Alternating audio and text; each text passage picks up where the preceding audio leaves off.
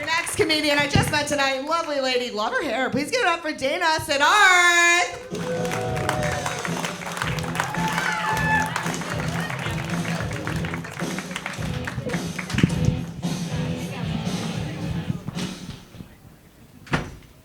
Hi everyone, my name's Dana and I have autism. I've been autistic my entire life. Contrary to some beliefs out there, I was born this way. It's not like I got a vaccine one day and said, "Thank you, doctor. I'm going to be socially awkward and obsessed with trains from this point forward." That's not how it works. I didn't get the diagnosis until I was an adult, and a lot of people didn't believe me when I told them I was on the autism spectrum. Like I had to convince them that I'm autistic. And if there's one thing worse than having autism, it's probably polio. But you know, trying to convince people you're autistic is pretty high on the list too. Another frustrating aspect of telling people I'm autistic is that there just aren't a lot of well-known public figures with autism that I can point to.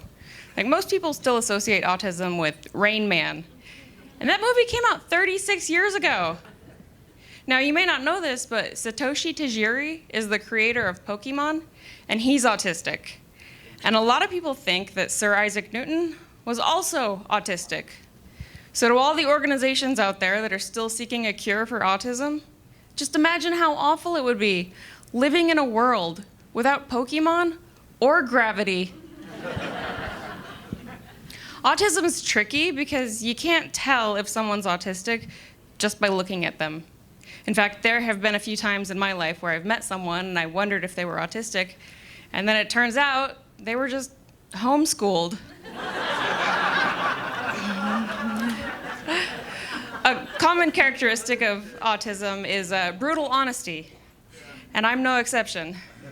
My hairstylist brought her baby into the salon, and she proudly told me he's in the 99th percentile for head size and the 50th percentile for body size. And I said, "Yeah, he does have a big head." And she got mad at me. So I guess facts are offensive to some people.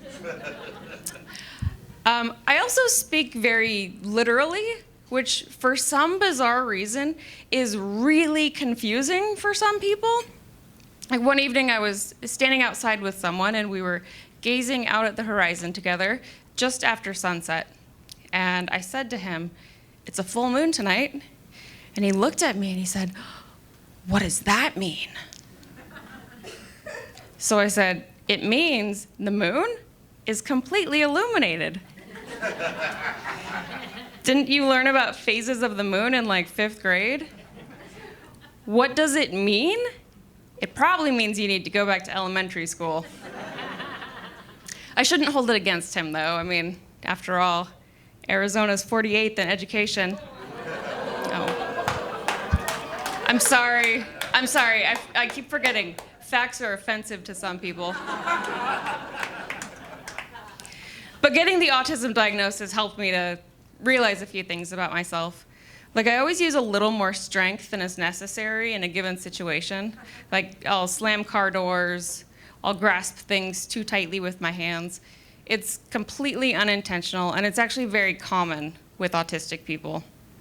But as I realized this about myself, it occurred to me that I have something every freshman football coach wishes he had on his team. I have retard strength. Don't worry, I'm allowed to say that word. I do have a stronger opinion about the word retard now. Like, I almost feel a sense of ownership over the word. And this is something that Jay-Z has spoken a lot about many years ago. Now, Jay-Z was referring to a different word, obviously. He doesn't rap about retards in Paris.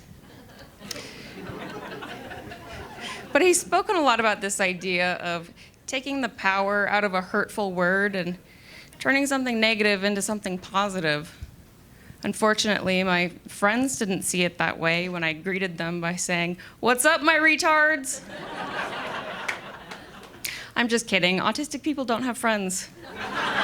That's it for me. Thanks, everyone.